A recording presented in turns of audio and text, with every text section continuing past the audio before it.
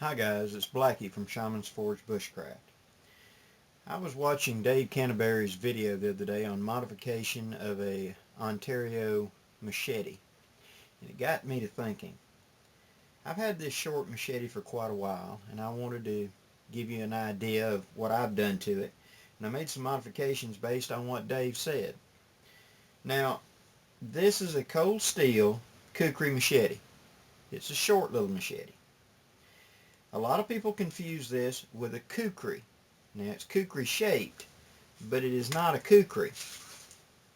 It comes with a sheath that's kind of flexible, but is more than adequate for what it does. It's meant to be carried on your belt or in a pack. I prefer to carry this in a pack, in my vehicle, or etc. And I'll get to that in just a minute. But for that, this little flimsy sheath is more than adequate. Now, I will make in the future a real leather sheath for carrying this. I'm going to use it as a project to show you how to sew leather. But for now, let's just discuss the kukri itself, and we'll leave this sheath for another day. Now, it's a fairly long kukri shaped machete. Its overall length is 18 inches, and you have about 13 inches of blade length. Fairly light. I'd say about 1.5 pounds. And it comes with a factory bevel. Now the bevel is very shallow. Now what I mean is this. If that was the edge, up here is the edge, but you've got this kind of swelling to it. It's fine for out of the box, but if you want to get good work out of it, you need to thin it like that.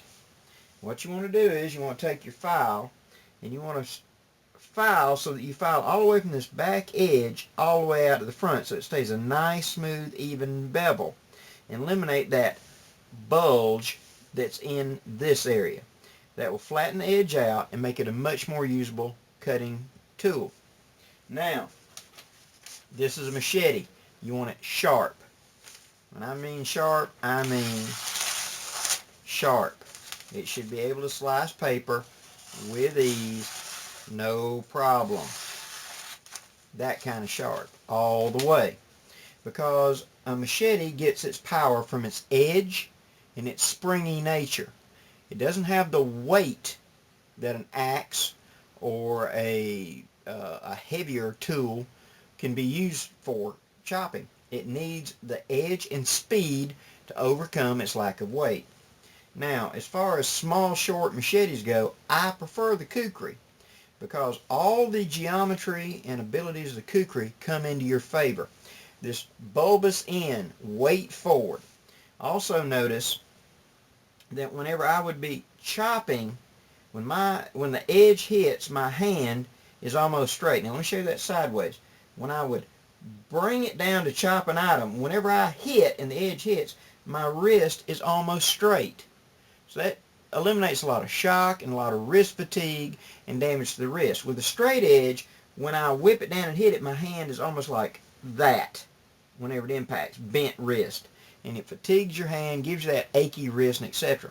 So by chopping with a kukri, the edge is working for you. Plus, this curve is a continuous edge. So no matter how you hit, and the sweet spot's about from right here to right here, you're always on a curve. So on impact, it wants to slide deeper into the cut and doing a better job. Now, it's a high carbon steel. It is flexible, and it will strike a spark with a flint and steel. Now, modifications that I've made to this: 1, resharpen the edge like I talked about. 2, I have cord wrapped the handle because it comes with a hard plastic or rubber, I believe it's plastic handle, which has some very aggressive knurling on it. And yes, it will not slip out of your hand when your hands are sweaty and wet. Disadvantage: it will carve your hands up for extended chopping. So I put a wrap of paracord on there to A, act as a little bit as a shock absorber, B, make the handle fit me a little bit better, and C, it's a ready supply of emergency paracord. Now modifications: 1, I went and I beveled draw filed the edge because I wanted a little bit more of a point on it, and I'll get to that in a minute. Here on the back, I rounded it from about right there to right there, because when I'm holding this, as a draw knife to do this type of work. Here's how I want to hold it. My hand wraps around here, and I want to use this section of the blade, which is relatively straight, as my draw knife. Okay?